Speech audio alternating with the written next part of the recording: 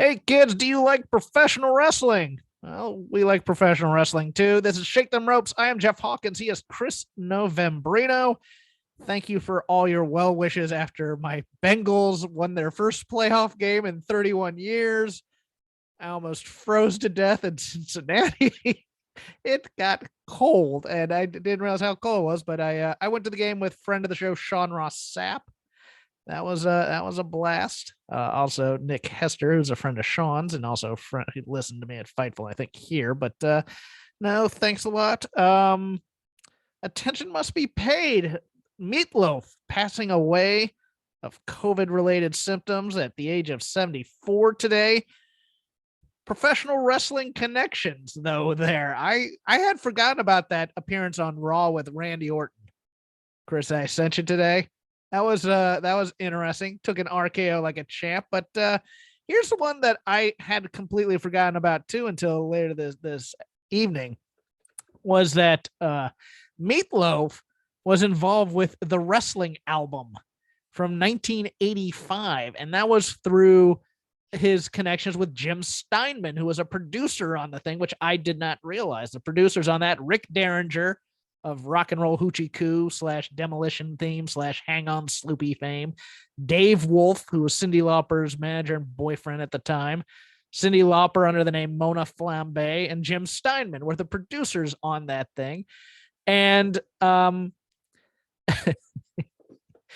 and Steinman or Meat Loaf played drums on the cover of Land of a Thousand Dances, and he's in that video with all the wrestlers playing drums, and you look and you go, oh, that's Meat Loaf. But big fan of professional wrestling. Gonna read something else because it's kind of pertinent to conversations Chris and I. The one thing though, real quickly on that, I ahead. think it's notable that in Land of a Thousand Dances, they couldn't even get the na na na na na na na na na na na na na na na na na na right. Like the Yeah. rhythm on that is not correct. Yeah, well, it was they. I always wondered which version they were going for. If they were doing the original version, or the Wilson Pickett version, because the first version is very stale and ones and threes and like that. Whereas Wilson Pickett's is a little more funky. But I'm gonna read you part of the Wikipedia from this from the wrestling album from 1985. On the B side, or actually here it is. Rowdy Roddy Piper's track "For Everybody" was a cover of Mike Angelo and the Idol song "F Everybody" with all the profanity removed, which I did not know. I did not realize that was a song there. But a year after the album's release, Jim Steinman, who wrote Hulk Hogan's theme, which was used on Hulk Hogan's Rock and Wrestling cartoon, later wrote lyrics to Hulk Hogan's theme and re-released it as Ravishing, the opening track of Bonnie Tyler's 1986 album Secret Dreams and Forbidden Fire, from which the single Holding Out for a Hero was on. I did not know that either. I'm just like, so, okay, that makes sense why Meat Loaf was now involved with the wrestling album. That's kind of cool music geekery for your trivia knowledge. I mean, here's my thing though with the ravishing tidbit. I have written a number of songs. I have sold some of these songs. Once those songs are out the door, never has it remotely crossed my mind to rewrite lyrics for the same tune. Or like re-grab the tune. Like I've sold beats and stuff. Like no, like dude, like those people who bought those beats off me, they own that. All the guitar parts, all of it, it's done. I'll never touch it again. It's theirs. Why would I? Even if legally speaking, I own it. But like that's just weird, man. It's just not a normal thing to do. By the way, I highly suggest, if only once, seek out Mike Angelo and the Idol song. It's expletive everybody. The expletive starting with F. It's a definite product of its time, but it's a fun little tune. But I did not realize that Roddy Piper's song was that with just the with the profanities cut out. I am not the biggest Meat Loaf fan in the world. It was weird reading all the tributes and stuff, and how great it was. And I always found his songs kind of long and ponderous, to be honest with you. I mean, not that they were it was bad. very strange to see the he taught me it was okay to be weird thing. I'm like, there are other people that you could have easily learned to be weird from who wrote Bowie. shorter, snappier songs. Devo, for example, Whip It, I believe, is like 2 minutes and 24 seconds. And that's every bit as weird as objects in the rearview mirror may appear closer than they are. I've never got it with Meat Loaf. I think the theatrical music theater kids really love him, and I think it's mostly because his singles albums are a lot like show tune, story tune type of things. I mean, I have nothing against long songs. My favorite band. I think he did thrive in the music video era too. Yes, like it's impossible to imagine a Meat Loaf type of act working now in the same way unless they were doing viral YouTube videos. Maybe Meat Loaf could work again, but it would have to be like little mini movies that you watch on YouTube. And that would actually be perfect. 10 minutes and 12 seconds. And that's what the he average did with, length of a Meat Loaf song. Yeah, and that's what he did with Steinman when he recorded Bad Out of Hell. When it was like, we want these 4 mini movies to help with marketing of the album, and that's what really put him over. And then of course Bad Out of Hell 2 in 93 or whatever it was. That was, I would say, right at the beginning of the end of the music video era, 93, I would guess, because it started going downhill from there. And then MTV started going into more reality, quote unquote, type programming to fill in. And now you can't even find a music video. Random landmark, I guess, to me would be the Michael Jackson Black or White music debut. That video was such a big deal, and I can't think of another music video debut that had that same level of like Thriller. No, you mean Black and White came out in 93. Well, no, I know that, but I jumped the gun on your sentence. I apologize. Oh, you've been jumping the gun on many of my lines throughout this show today, Hawkins. Wow. You stepped on the last joke, Hawkins. You stepped on it. I was trying to get to the punchline about the average Meat Loaf song being the average length of a YouTube. It was a great joke. It was well formulated. I didn't know. I can't read your mind. You pounced on it savagely. Okay. Well, let's get to wrestling news. Yeah, fine. No, it's fine. It's fine. As none of us have strong opinions about Meat Loaf's music, either positive or negative. It was just weird. Oh, who was it? Kazarian. It's like riding the road with listening to your songs, and it's just like, that's such a weird flex. But okay, I'll go with it. I mean, I guess some people were big Meat Loaf fans. It was something that. I just went, okay, they're good songs. He was neither here nor there for me. Yeah. Apparently he had recently taken public stands that about the vaccine and that sort of thing. And I don't really care too much about that because honestly, I wasn't even aware of that before he passed. But I just can't get I guess what I'm saying is, between that and the fact that I never cared about him all that much in the first place, and always kind of thought he was pretty mid. He was good in Fight Club. Yeah. His name was Robert Paulson. Starting with a re-signing in the Federation of Note, Sami Zayn. Fightful reporting that Sami Zayn has re-upped a contract for 3 years with WWE. Terms not disclosed as usual, but it had been rumored for a while, and they'd gotten confirmation. Lots of crying from the wrestling Twitterverse on this one because, look, I understand their pain. They want to see him in a place where he can thrive and have great matches and all that, but sometimes the answer to everything is money. And, for every guy that doesn't like being in WWE, more on that in a bit, there are people that do quite well and enjoy themselves there and like being there, despite all the mentalness and all the mental gymnastics some people have to go to survive there. Let's put it this way. He was doing bits with a fake rhino electrocutor as opposed to having to fall off a ladder onto different things. So there, but for the grace of God, go I have no problem with anybody who makes a financial decision that's better for them. And if worse comes to worse and WWE cuts him midway through this contract, trust me, Tony Khan will open the door wide open for him to come over to AEW. So this is a win-win proposition in many, many ways, I think, for Sami Zayn. Good on him. Am I a little sad? Look, some people want to win Super Bowls. Some people want to win the max contract with whatever team they can get on. I have no problem with either way because it's all about your what drives you in the business. And I mean, look, he has a whole plethora of great matches from his time in ROH. He doesn't need any more. He really doesn't. Take the money. Why not? Your thoughts? I got no problem with Sami Zayn staying with WWE. You know, selfishly, yes, it would be nice to see him and Kevin Owens over in AEW. It would make for a better show on AEW, and AEW is such a leaps and bounds more entertaining show to watch than WWE is here. In part because AEW's gotten better, but also in part because WWE's gotten way worse over the last 24 months. And yeah, I would love to see Sammy and Kevin over on AEW. They're not going to be. They're making their money. I got other things to do. Someone who did not want to stay in WWE, Mustafa Ali, asked for his release earlier on Sunday.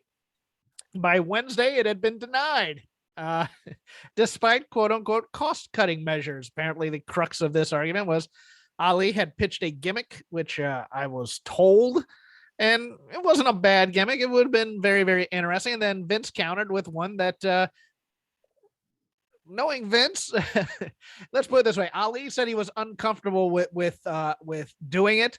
I assume it was race based in some way. You can't say that for certain. Now, what in recent weeks would lead you to believe that maybe Mustafa Ali would have been burdened with a race character? We may get into that in a second as well, because there was some interesting going on there behind the scenes. But yeah, here's my thing. WWE has every right to keep him. It's a multi-year contract. He still has multiple years on his contract, allegedly. They chose not to let him go. It is hypocritical, though, to say you have budget cuts and budget concerns, and you'll let Toni Storm leave when she feels like it. You'll let others leave when they ask for their release, and you won't let Ali go here. You cut Slapjack for obviously budgetary reasons. You cut him for creative reasons too. That crocodile. Not so sure about that. But it's one of those things where nobody's ever going to know about this except the nerds on Twitter. So it's one of those things where they're going to get away with it. But at the same time, you just kind of throw up your hands and go, well, if he doesn't want to be there, let him go. Let him do the 90 days and let him go somewhere else and do what he's going to do. He's not going to, because it's obvious from other things that happened this week that you don't see other federations as a threat per se. But to me, it's like, I liked the idea. It wasn't going to be a star. It wasn't going to be a huge moneymaker to me, what Ali was pitching, but it was a good idea. It was a twist on, say, what the Usos had done with the Samoan legacy when they first came in, and then they got reverted back to just ordinary Samoans type of thing. I'll leave it at that. But yeah. but this is just pettiness to me. Just keeping him just out of spite. To be honest. And Mustafa Ali is kind of like Ricochet, where I think those of us who follow the business fairly closely realize how good these guys are and how criminally underutilized they are in WWE.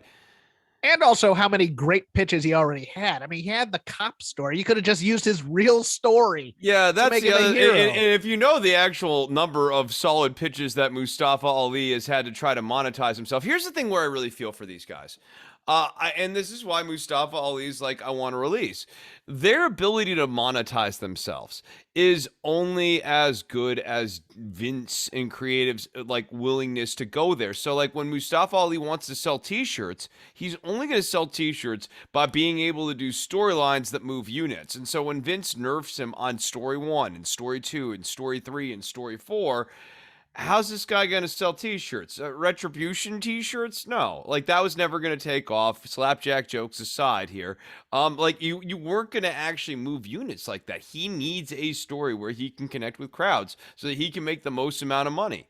Everybody wants that. And so like when these guys are going to creative and getting shot down on their pitches, it's not just, oh, the frustrated artist in them is not being Yeah. spoken to. And sometimes I see it covered like that. Oh, these guys are just butthurt because they're not gonna, get their artsy fartsy side scratched. No, these guys have Mhm. marketing ideas for these characters. These characters need to be involved in stories to sell those marketing ideas, to sell those catchphrases. Part of those stories involve doing promos where you deliver the new catchphrase. But if you never get mic time, then you're never able to get over that catchphrase. And if you're never able to get that catchphrase over, you're never able to sell the t-shirt with that catchphrase on it. Like Ali, I really want to stand up for him and like everyone who's been kind of making these moves here over the last few years, because I think so often it just gets written off as just, oh, they're not having their creative souls They're spoken. difficult. They're Yeah, difficult to being work with. difficult. Yeah. No, this is about money, and these guys Yes. see what it is too. And that's the other thing. When the difficult narrative gets out there, I want to sort of unspin what that spin is. No, these guys aren't being difficult. These guys are trying to hold the line because they know not holding that line is costing them money. And the other half of this is, if you've seen a lot of product that's come out of the how do I put this? The brain trust of WWE marketing. A lot of it's not that good.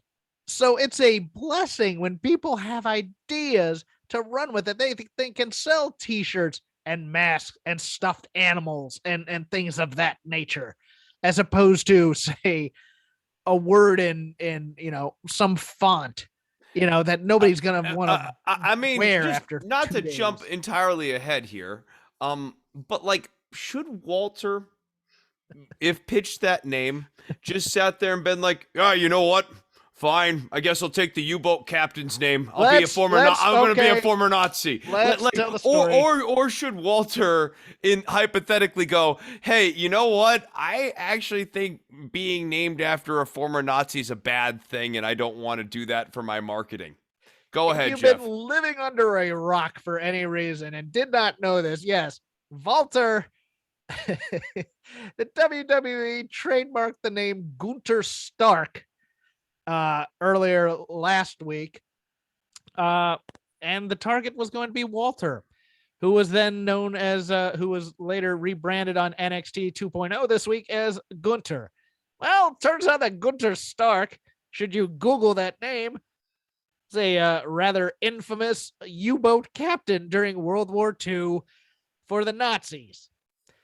Now, there's a certain amount of due diligence when you go through the WWE name-o-meter that you should probably And that has to do. include basic Google, right? Like I don't know what due diligence is, but that has to start with Google, It means right? you do your research, and yes, you Google the name to see. Wow, it's like there's this bit in Norm Macdonald's autobiography about an author by the name of Charles Manson, whose book My Family came out just the day before the slaughter of people by a cult leader by the name of Charles Manson. And it's like, look, but at the same time, they know what they're doing too. I think they knew this, and they didn't. They chose to go through with it because nobody's gonna care anyways. I mean, you reminded me of this, and I had forgot about this. They tried to put Hirohito as a name of a gimmick on television in the 90s. So last week before we got Yes. on the air, No, this is after. This is after the show. No, this is before. This is Was it? before. Okay. Yeah. No, because we were pre-show banner and we post-show banner, and sometimes one's longer than the other. Actually, sometimes the pre-show is fairly long, post-show is usually longer.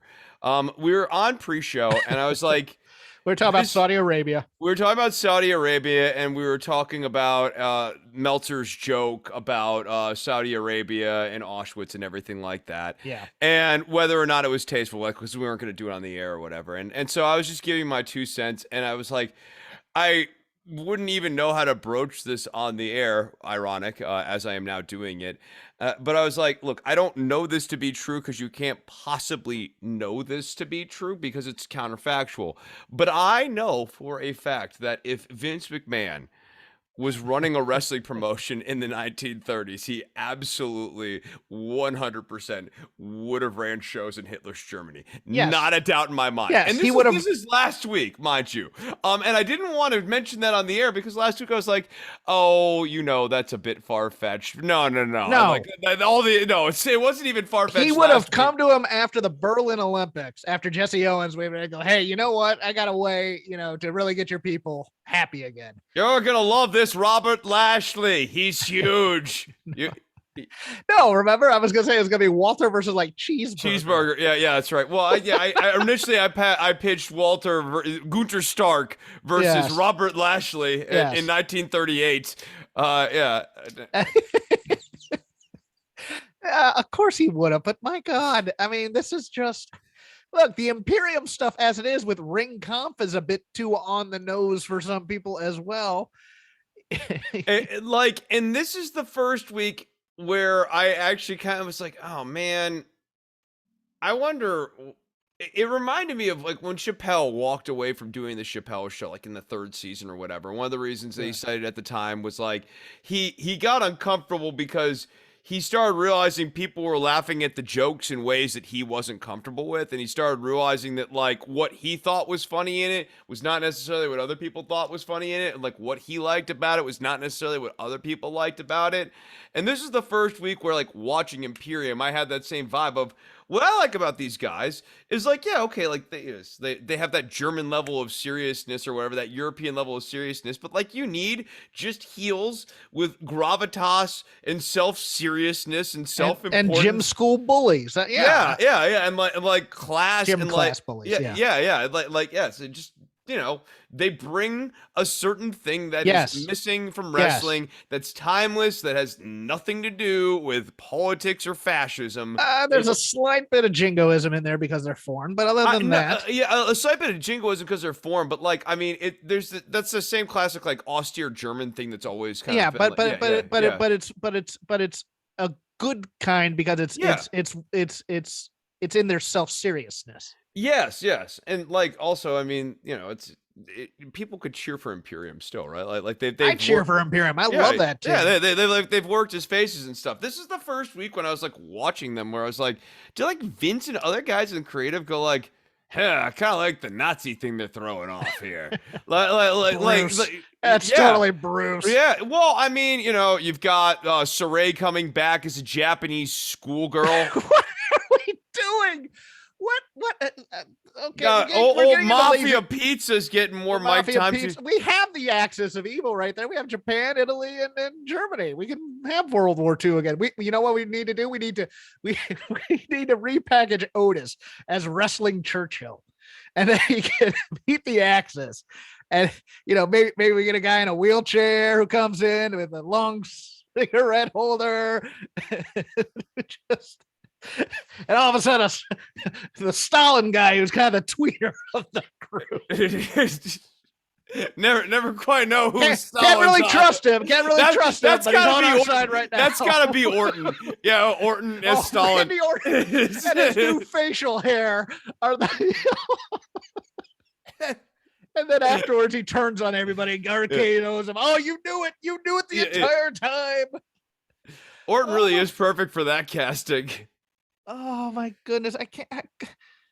Just to get a little into lazy river territory, that Saray thing was the most uncomfortable I've felt watching a wrestling program.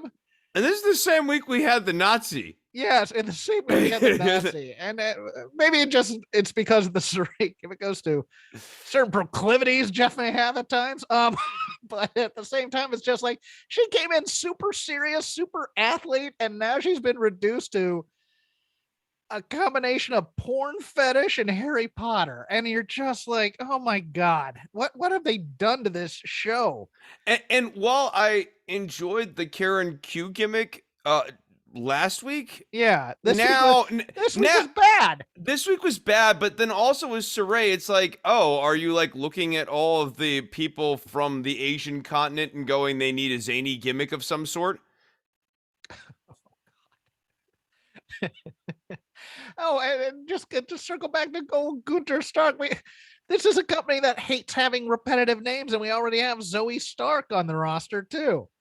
Is that gonna be? Does that mean Zoe's cousin from Europe out here on an exchange program to NXT High School? You know, Have you met my?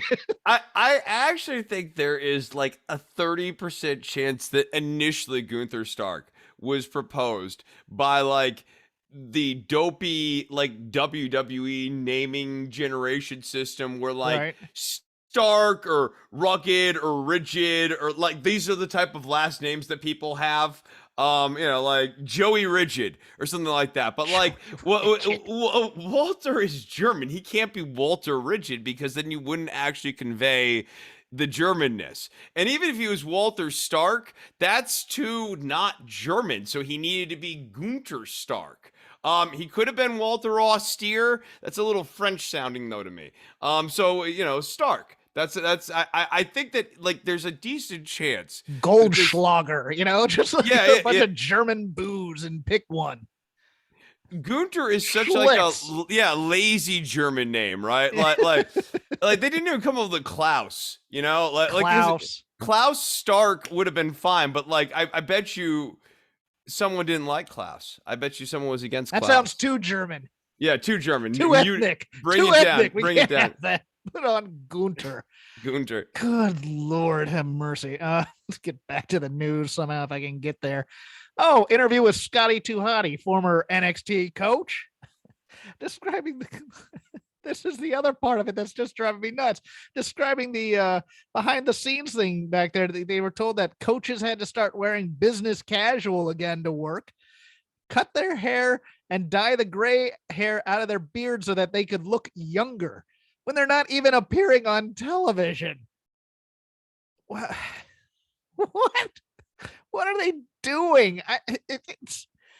Look, I've already said before when I was going out for a job with the WWE and when I've kind of kicked the tires a bit here and there, that one of the things that I just thought was ridiculously stupid was having creatives having to wear the shirt and tie gimmick backstage because you're in a room with a bunch of writers for hours and hours on end. You want to be as comfortable as possible, as opposed to you know what this whole business casual thing with WWE is to me? It's like if you watch an old westerns, there's a gunfight and one of the guys is like a former Union soldier or something, and he's killed.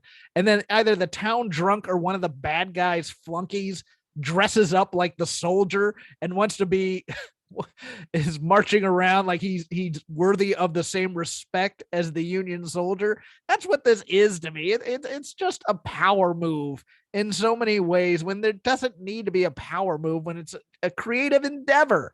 Let people be comfortable and creative.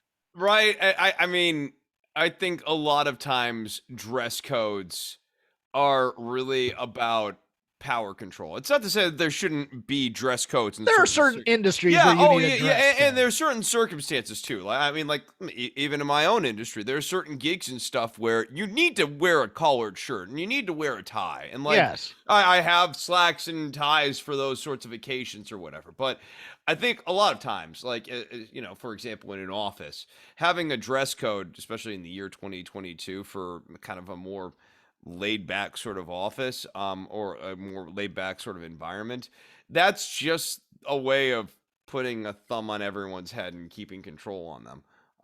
And I think to your point, in a creative environment, it's actually the opposite. It's weirdly stifling in ways that like a creative might not necessarily be aware of at first blush. But like if you're not in your comfy clothes, you're not going to necessarily do your best thinking. If you're dressed like you're at a board meeting, you're going to act like you're at a board meeting. And you're going to think like you're at a board meeting. Yeah. Like I thought of another. When you want me to be free thinking, I like to be, you know. If you go to a real TV writer's room, I mean, most of those guys look like they barely put on clean clothes, let alone any clothes at all. But I thought of another thing to compare it to, and that's the you remember when you were a kid and you'd go on field trips, and remember you're dressing like you're representing the school. That's what it is. You're dressing like you're representing the company at all times, and it's like, oh my god, give me a break. Yeah, right. And like, yes, it's sort of one of those weird onuses. Like, you're an ambassador of the company. Remember, Yes, if they see you at an Arby's and they go, "Where do you work?" You tell them WWE, WWE. and you look at the look on their face and see what they think of you. Boss, couldn't I just lie? No. I work in sales. I work at the car dealership. No, damn you! You're gonna tell them that you work in sports entertainment, not professional wrestling. Sports entertainment. Damn it. So the Toronto Star ran a piece about the way AEW is nipping at WWE's heels, and the Vince McMahon-owned sports entertainment giant took aim at that recent AEW Rampage match featuring Penelope Ford and the Bunny taking on Ty Conti and Anna Jay. Quote, if you look at the gory self-mutilation that bloodied several women in the December 31st event on TNT, it quickly becomes clear that these are very different businesses. We had an edgier product in the Attitude Era, and in a 2022 world, we don't believe that type of dangerous and brutal display is appealing to network partners, sponsors, venues, children, or the general public as a whole. Chris, I'll let you take it first. So I think that WWE's got like real brass balls for going after the AEW main event a couple of weeks ago on the blood and guts side here, especially, you know, they like to say, oh, we don't take unnecessary risks. This is a company that regularly has people come back from knee injuries and participate in ladder matches. Like, there's a long list of people who have come back and taken really unnecessary risks. Dolph Ziggler's like actually probably appears on that list multiple times. And I think that this is not a company that actually particularly cares very much about people's safety.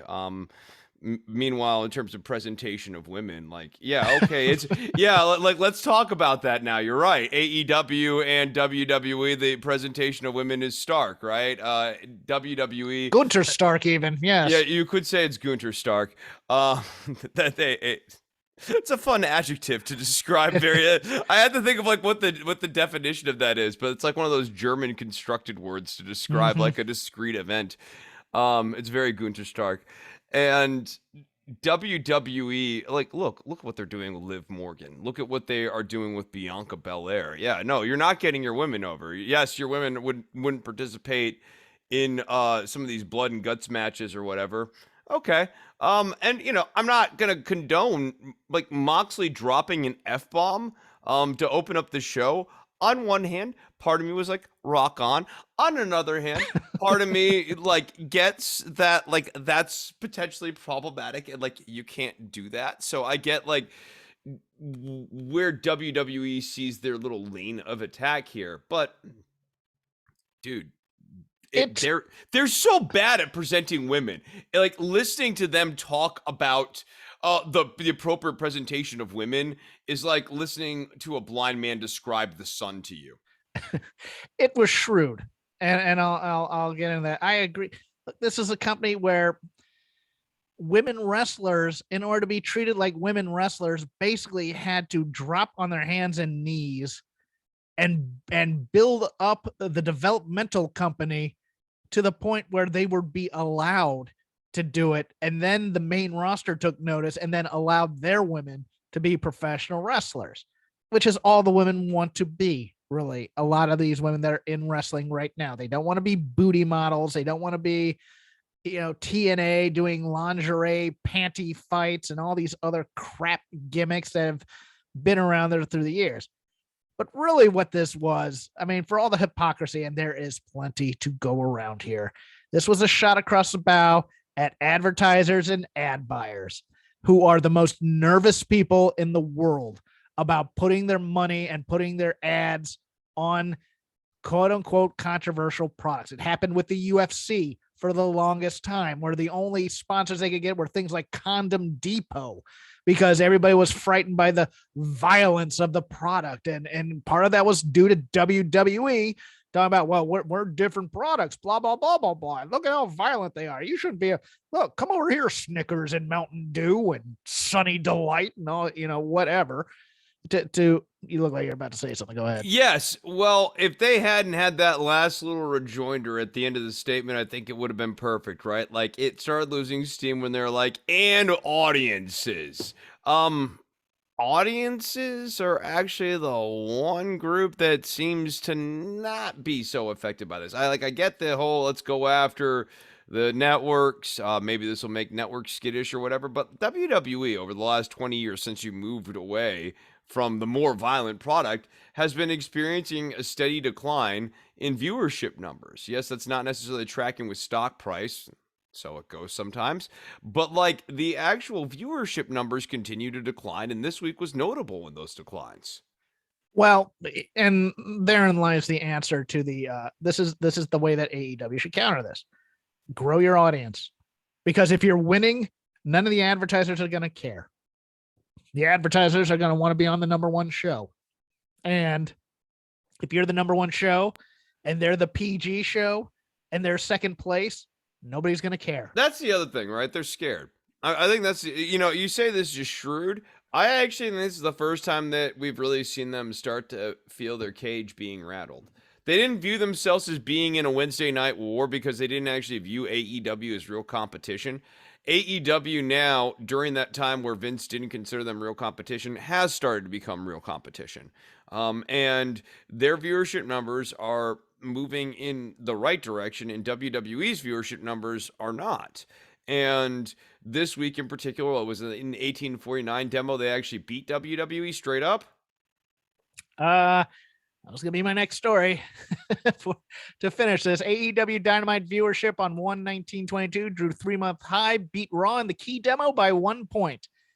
Keep in mind, of course, that Raw was going up against an NFL playoff game at the time, so there is possibly an asterisk there, but it's worth talking about at least. I mean, Raw grew in audience as the game went on because the game was a bad game overall, but yeah, AEW is in the demo, not in total viewers, but in the demo is pretty much neck and neck with WWE right now. And if I was going to take someone, one of my friends to a wrestling show right now, it's no brainer. Yeah, which one would you go to? That or GCW for me. I mean, and AEW runs here all the time. So like, which one would I go to? Yeah, AEW, done and done. Yeah, so that does it for the news portion of the show. Time to open up the lazy river of wrestling criticism. Anything that we've watched throughout the week is open for business. I will start first. Okay. I have been non-interested or uninterested would be a better term to use there, Hawkins, in the Royal Rumble on certain years. Never to this point where I am just like, I don't care, because I can't see any really strong Mania main events that can be built out of this. And I'll tell you something that's, I think it goes to a deeper problem in WWE, but it's a problem, I think, for this show. We have 3 title matches on this show, Chris, consisting of heel versus heel matchups. We have Bobby Lashley and Brock Lesnar, who turned from babyface to heel when Heyman came back. Don't tell me different. Don't tell me he's a tweener depending on who he goes against. He's a heel again. We have Roman Reigns and Seth Rollins, and we have Doudrop and Becky Lynch. This is a damning statement about the state of WWE's roster of babyfaces. They just can't make likable people. And when you do have quote unquote likable people on there, they're saddled with goofs like Rhea Ripley is with Nikki ASH, or they do dumb things which make people lose faith in them. And of course, the bad guys are going to be more interesting. And I have no problem with heel on heel feuds. Heels should heel with feuds occasionally. But like Kevin Owens and Seth Rollins is such a strange pairing for Roman Reigns and the Bloodline. And you're right. It's a real testimony to how bad the baby faces are, that like there's a momentary vacuum in who's the champion just for a moment. and there was no clear person to pick up the baton and carry the company for 6 months. It's not Drew McIntyre. It's not Big E. Uh, it's nobody.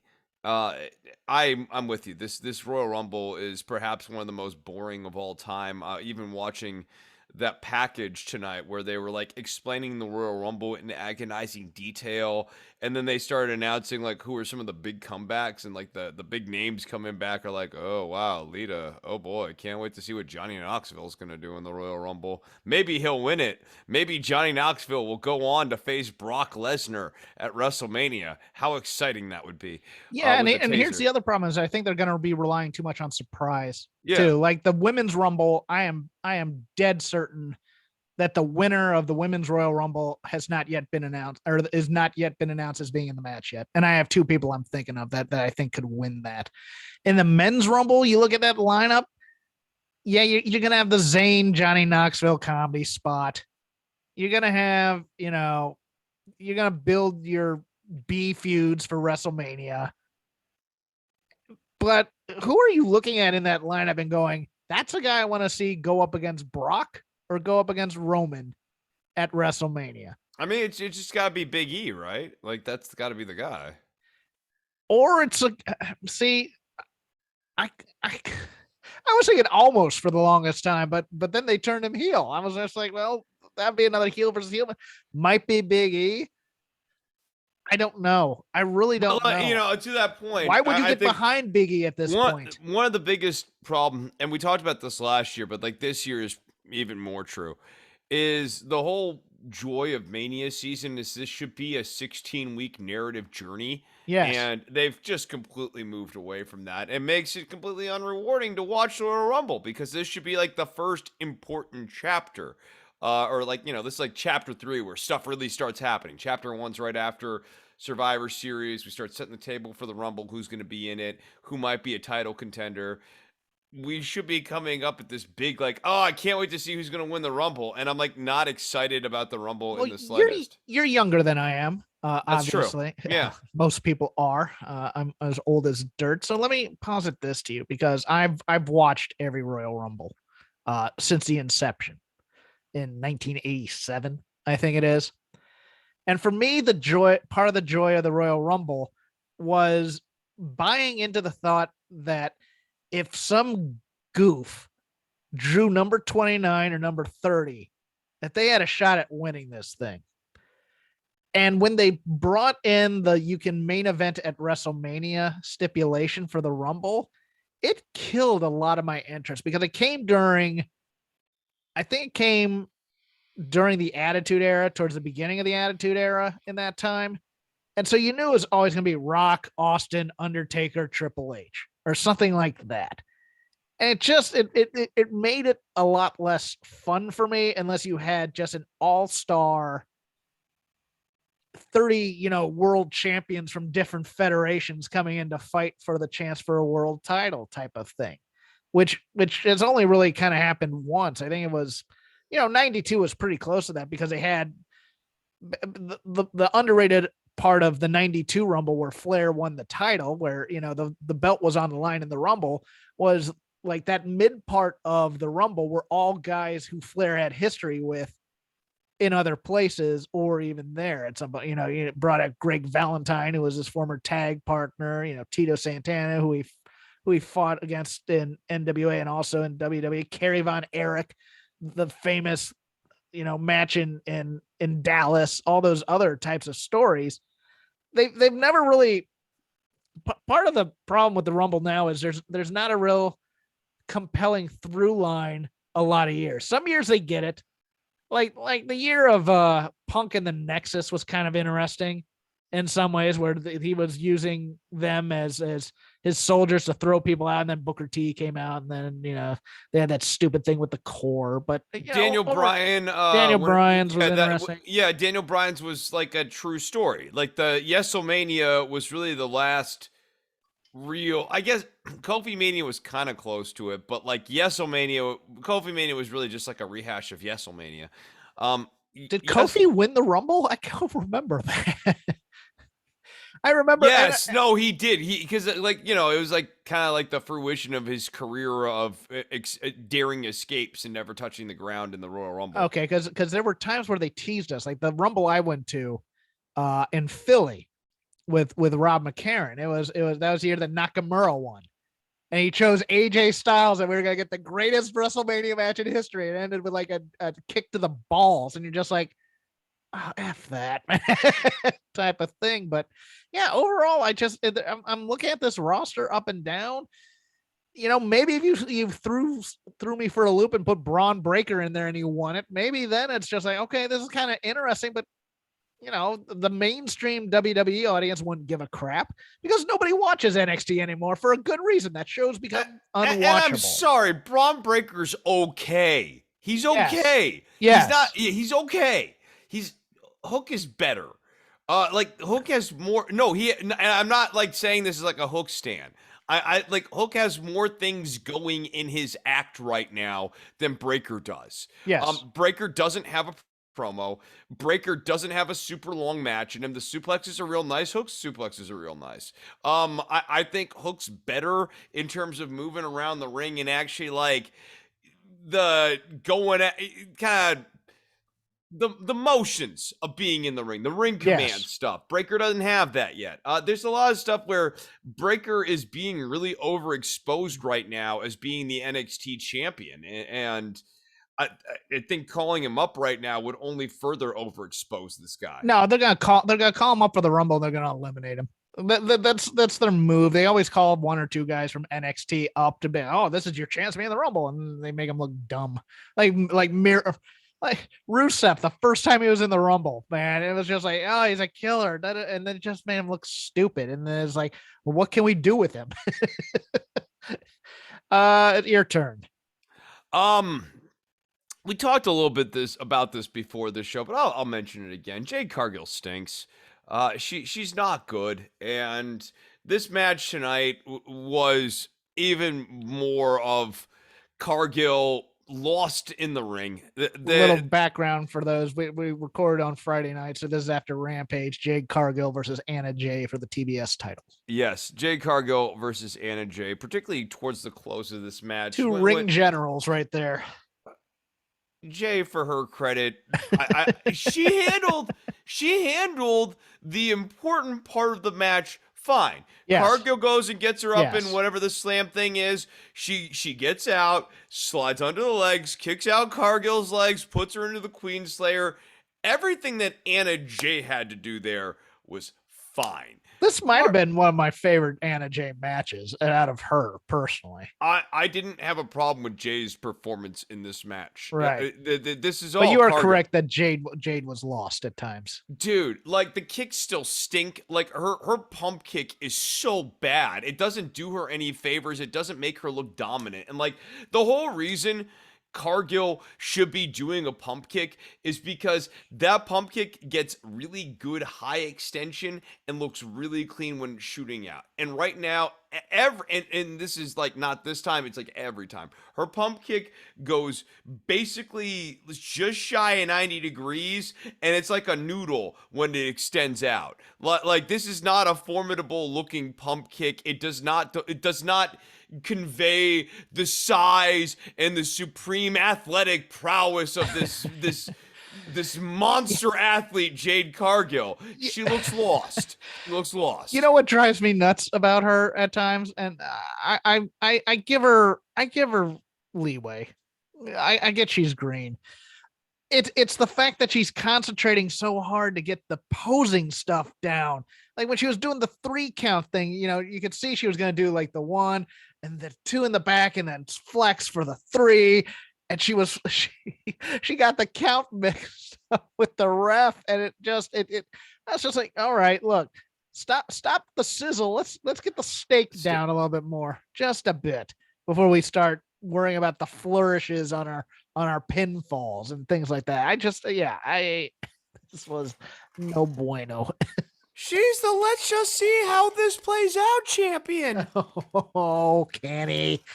Oh, Kenny. We have to see how Gunther Stark, or Gunther now, plays out as a one-word as a man who has lost his last name on a roster. That's no good. Never a good start. Just go Yeah. and ask our old pal Carrion. Former NXT, two-time NXT champion, Carrion. Yeah, I'll stay with AEW. I'll move over to Dynamite from Wednesday night. And the Acclaimed had a really good showing here. I do. I mean, we've given Max Caster grief over the years for being But the I have always been a Max Caster stan.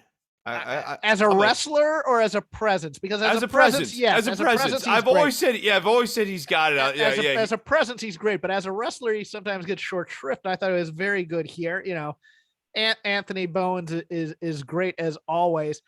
I had two problems with this main event match though, and one came from overthinking and one came from just scripting it out. And here are what they are. I think they overthought how over Sting was going to be in Washington D.C. That crowd was dead for that first half of that match. And I think they thought, well, because you had the rabid crowds in DC for WCW, and because this is the mid-Atlantic territory from 35, 40 years ago, that Sting, they're going to be rabid to see Sting do a 2-on-1 match at age 63. And I got news for you. They weren't. And the guy you're trying to get over here is Darby. Darby's the star of this act. Sting is the guy who gives him the sizzle as opposed to the steak. It should have been 2-on-1 with Darby. Now, the other thing that just drove me nuts about this match, and this isn't AEW's fault, but it's the beats fault. And I've gone over this before. In the year of our Lord 2022, we need to find a way to do advertising on live professional wrestling that does not cut into the actual match, and so I have to draw focus or watch in silence the other part of the match, especially in this one, in the main event where all the heat happened during a progressive commercial. During that last commercial break is when the heat segment happened. And then when they came back, it was time for the comeback. And I was just like, I don't pay attention to when the wrestling commentary is not on. I look at my phone, I go to the restroom, I grab a snack. I figure a commercial break should be time for a break, as opposed to having to watch intently how people got the heat and how he got here. So those are my only two major complaints about that. I enjoyed that match, and also because I didn't get to it in the news section, but you brought it up. Very good to see Moxley back at this time. He looked thin. He looked like he had lost when you stop. I mean, if you are a party beer drinker at 21 and you stop for about 3 or 4 years and you just thin up and let the metabolism go, you're gonna be svelte, and he was svelte here. I really he looks great. He looks revived. Looks like he really could have used the break even without the rehab. And I liked this. Keep the dopes who are going to make fun of your rehab out. I was happy that Mox goes kick that guy out of here. I'm very much you buy your ticket and you say what you want to a point, but that was the point, and he crossed over it. So get rid of that knucklehead. But I was very happy to see Mox back as well. Yeah, I mean, look, no one needs to have their dooful attempts to recover from a drug addiction mocked by anyone, even if you quote unquote paid your money. There are definitely things that are over the line. I had no problem with that. Going back to the main event here, I thought Sting getting essentially a handicap match against the Acclaim was a somewhat smart move, only because the Acclaim is so over right now. Yeah. That at least you kept the crowd from fully going the other direction in an even 2-on-2 match. So I think the handicap match was sort of a scared of our own shadow. We don't trust that the crowd is going to go with us if it's just a straight 2-on-2 match. Like, this might actually be a 50-50 Darby and Sting versus the Acclaim. The crowd's going back and forth on this because the Acclaimed are pretty popular. These raps and stuff are popular and well received. I mean, even when like they're trash talking their upcoming opponents, it's never like, especially since the Tony Khan conversation that Caster had, it's always super tame now, and so it really lends itself to sort of a babyface vibe. And as did the little opening package where they're doing a parody of Sting and Yeah, Darby. that was really good. Yeah, it was really good. That's really good babyface stuff. I mean, right down to ripping on Sting and Darby as having a goth phase is okay. Yeah, you're ripping on them, but like it's like fair game ripping, and it's funny, and like that's the type of stuff that like I don't know, pure babyface material to me. So I get why they did this, but I also think sooner rather than later they're going to need to turn the Acclaimed. Probably. I mean, just the Bowens when he screams the name of the hometown gets a pop every time. So Every time. yeah, their trajectory is just like New Age Outlaws. So yeah, it's gonna happen. I'll leave your next point to you.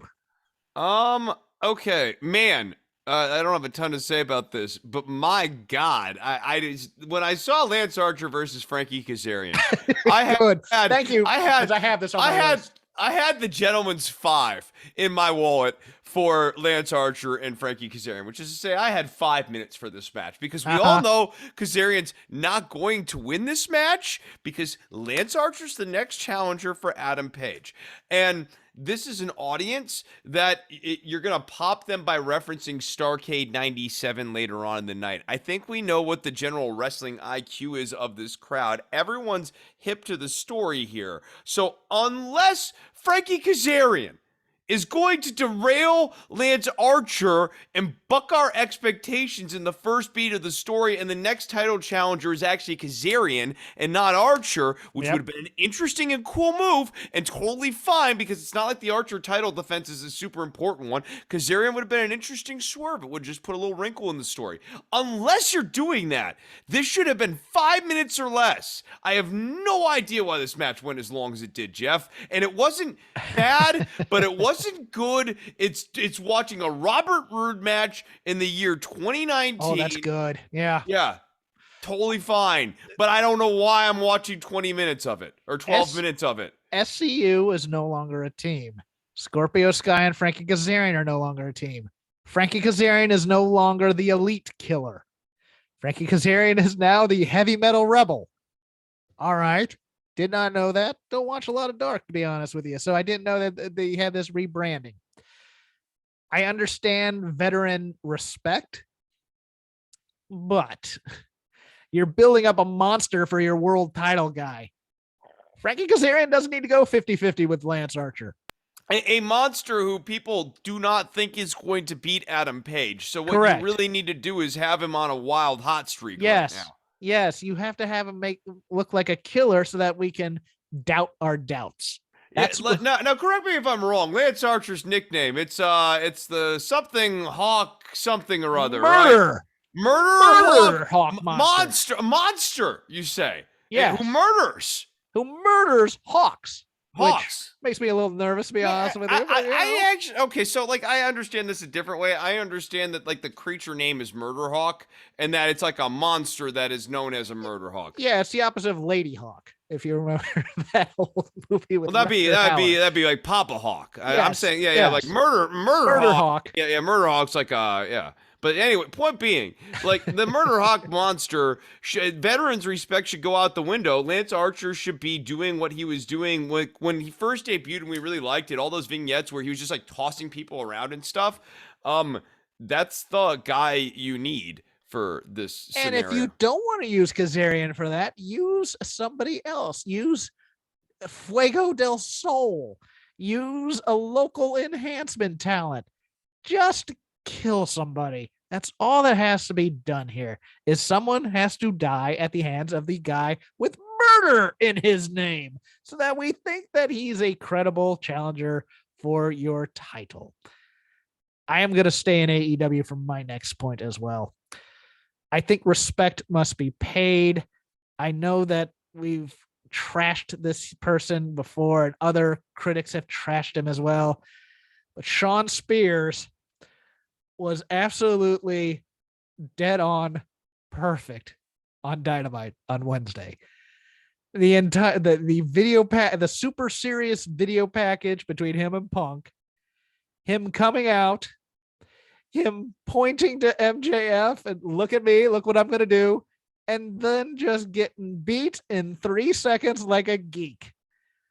I know they've tried to repackage him as serious Shawn Spears, but as a goofball flunky, he is amazing. And he was amazing here, losing quickly and quietly, but all the little things he did up until the loss were fantastic. The beat of MJF not being able to get a word in edgewise on commentary was fantastic. The only thing that went off poorly was the post match between MJF and Punk. But other than that, the match itself was dead on perfect here. And that's the same thing they should have done with the Murder Hawk Monster.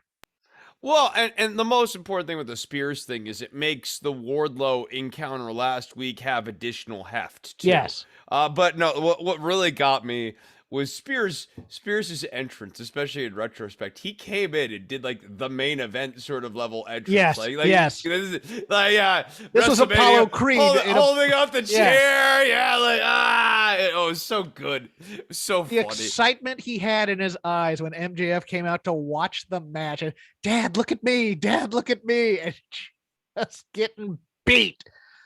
Oh, I howled on my couch. I thought it was drop dead perfect for a guy who has encouraged others not to be funny because funny doesn't make money. He's very funny. Okay. What else do I want to talk about? NXT. We gotta go back there. No. A little bit.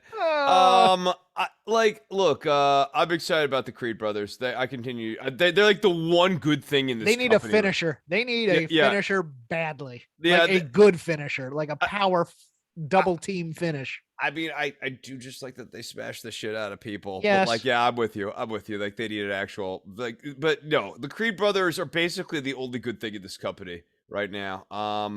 Legato's fine. There's nothing wrong with them, but this Malik Blade and Idris Inofi team just is just nothing. This Dusty Classic stinks. It stinks. It stinks. Used to be the thing I look the most forward to every year. Yeah, in this company. This one just it makes me allergic to caring. And pray for the grizzled young veterans because I think they're losing in the first round too. And I'm just like, they have done nothing with them since NXT 2.0. And that's a damn shame because we thought they're gonna get we thought they were gonna get a nice title push here with the tag titles. And they've been relegated to singles matches on 205 Live, which nobody watches anymore. They don't even come out to get to do their promos anymore. I think are they facing the Chase University team, which I have a slight soft spot for. Don't get me wrong, because this gimmick is just that Bodie Hayward dude is just such a perfect dude. And Chase is such a total. He's really no. Chase is good. He's at being a good. Yeah. And there's like a certain former Harlem Bravado, I believe. There's the rage thing, like the teacher rage thing that he does, especially as a teacher. Like I enjoy his version or performance of teacher rage is really good and very cathartic for me. It's true. It speaks to my spirit animal. Yeah, but I mean this Dusty Classic stunk. Why are we pinning Kaylee Ray when she's the next title contender? And don't get me wrong, Ivy Nile's not bad, but why? Why? Exactly. I mean, this is not the time. Look, I like Ivy Nile too. She should be. Diamond Mine's the best thing they got going on this show. I guess give them wins, but yeah. But not this win. Not now. This is just crap timing unless you're getting, God help us if they're getting rid of Kaylee Ray too, or at least move her up if you're gonna do something. If you're not gonna do anything with her on this new NXT 2.0, which is but God, like if there was ever a person who I like beg to be cut just to go over to AEW. Please cut Kaylee Ray, send her over to TBS, have her defeat Jade Cargill, and let's have good matches every week on TBS. Yeah, Please. well, NXT. Please. We can do this in a month. This can happen. That reminds me, NXT is just full of people who you thought were heels who are now in feuds with other heels because it just so happens they cross paths, and now they're having a babyface issue too because you have D'Angelo and God, I can't even remember the name of the North American champion anymore. Carmelo Hayes. Carmelo Hayes and Trick Williams, and they kind of go back and forth, and the Creed brothers kind of go back and forth depending on who they're facing, and you're gonna have the same thing with like Diamond Mine's a faction, but they're not always heel. Yeah, Chase U's not really a heel. Von Wagner's now definitely a heel, but Duke Hudson. No, they're definitive heels, but the definitive heels tend to be boring, like Duke Hudson and Von Wagner. Oh, that reminds me of the one other thing I want to bring up on NXT is this the promo that they did for that kid. I want to say Jayton Chase is his name, but that's not Dante Chen. Dante Chen. Thank you. Great video vignette. Real, gets me behind the guy, gets me invested, and in pure WWE fashion, within 20 minutes, I don't give a crap about this guy anymore because he goes in and to get heat for Duke Hudson, the most boring poker player wrestler there's ever been. Got a haircut, hair's grown back, so that stipulation didn't matter at all. This video didn't matter at all. It was a waste of my time. What? And it gets back to the thing we were talking about right before you pivoted into Dante Chen, which is the babyface problem. Yes. Right? Yeah, they don't know how to make me care about any of these people. So what they're crutching on is we're going to come up with a heel like Tony D'Angelo. And maybe you'll ironically decide that you love Mr. Mafia Pizza. And then you'll turn him by cheering him. And you'll turn him. And that's the only way we know how to make baby faces anymore. It's the worst. It combines two of the worst things in wrestling. It combines bad characterization and ironic fandom. And it's and you could a dash of cool heel in there too. And that's just it. Cool heel them. Yeah, because that's how LA Knight ended up being a babyface in all this. He was a cool heel with catchphrases. I have nothing else for the Lazy River. Do you? I mean, then I guess it's time for us to talk about my favorite show, Never Miss a Week, and that is, of course, Monday Night Raw. So, people, on Monday night, as you know, I know, Bobby Lashley and Seth Rollins clashed. Kevin Owens, of course, was hosting Seth Rollins on the KO show. I love that. And they're still heels, but they were talking, and then Lashley came out, and then Lashley defeated Seth Rollins after a disqualification because the Hurt Business showed up. But you told me earlier Lashley's a heel, right? He was. Well, I guess he's not here because there's odds against him, and he's overcoming them. Or trying to. So I guess but he never really turned into a babyface. Well, but the Hurt Business is attacking him. As well they should. They treat him like... See, I think the Hurt Business has some righteous anger going on as to how they were treated by MVP and Bobby Lashley. But you have to understand the morality here. They're smaller. How's that moral? Welcome to better WWE. Better people are bigger. Good humans are tall. Yes. The good people are tall. The good Lord comes down and blesses them with size and maybe some pharmaceuticals and gets their muscles big. That's why Goliath is the biggest babyface in the Bible. Yeah, right. That's why God picked Goliath. Yes. We know that. God's favorite champion, Goliath. Doudrop and Becky Lynch defeat Bianca Belair and Liv Morgan. God. They coexisted? Great. They coexisted, but like beyond that, Bianca and Liv, Liv's nothing special, but a lot of people like her and she's got something. But Bianca Belair It is fantastic. And like Yes. every week when you watch Jade Cargill on TBS, just know that Bianca Belair could slot in there and do that role 1,000 times better and be having way better matches tomorrow. Way better talent. Could do the exact same gimmick. And instead we're watching Bianca just languishing over here. Kevin Owens defeats Damian Priest.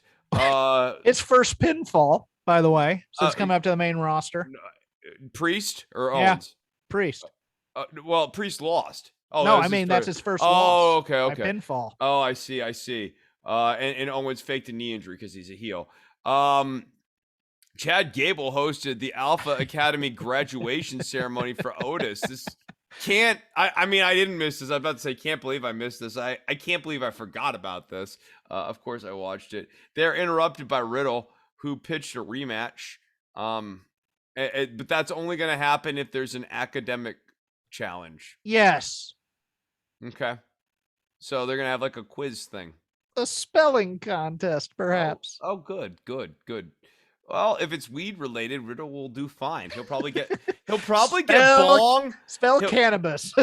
No, they'll play Wordle and he'll like guess Chiba and bongs and weeds. Bongs. Yeah, Orton says stop guessing weeds. We've already guessed the E's multiple times here. Stop it. You sure it's not weeds? Guess weeds again. Austin Theory defeats Finn Balor. Jesus. Oh, and then that Vince McMahon thing where it's like, I'm gonna crush your bones, and Mr. We don't believe in dangerous and brutal displays are appealing to network partners. This old 75-year-old man threatening Austin Theory. Vince and Austin Theory like angle persists, and it's just strange. Like yes. I don't feel like it has. I mean, from reading about it, you get no sense of direction. And I can't feel like if I was watching it, it would be any better. I've decided to watch it like cinema verite, and you just watch it and you go, what's the deeper meaning here? What's he saying to Shane when he's talking to Austin Theory? I know. Like, this has clearly got to be Vince's working out some stuff, but I don't actually care enough about the old man anymore to figure that out. Nikki Ash attacked Rhea Ripley before their match. Okay. Almost defeated Reggie by pinfall with the choke slam. But he didn't take the 24/7 title. It's because Dana Brooke's the champ. Oh, okay. Oh man. The historicalness of that. Yeah. Yeah, no, it's great to see women achieving in this company. Mm-hmm. Beth Phoenix refused Maurice's request to cancel the mixed tag match, and then Street Profits and the Mysterios defeated the Dirty Dogs, Commander As Is, and Apollo Crews. God. Oh, another rollicking Raw. Oh God, what a show. I mean, that what a show. That was Chris Reads About Raw. That will close up the lazy river of wrestling criticism. This has been Shake Them Ropes. I am Jeff Hawkins. You can follow me at Crap Game 13. You can follow Chris at DWATG. You can just follow the show as episodes come out at Shake Them Ropes, all one word. We're part of the Voices of Wrestling Network. You can listen to me on Wednesdays as part of the Fight Game Media thing, giving hot takes on the Dynamite Show with Paul Fontaine. And also next Saturday, post Rumble, I'm going back to the old Fightful neighborhood, joining Jeremy Lambert on the Royal Rumble post show, which means I have to watch this thing live. Thoughts and prayers recommended. We'll do our preview next Friday. Chris has a Patreon for Don't Worry About the Government. He's going to tell you about it now.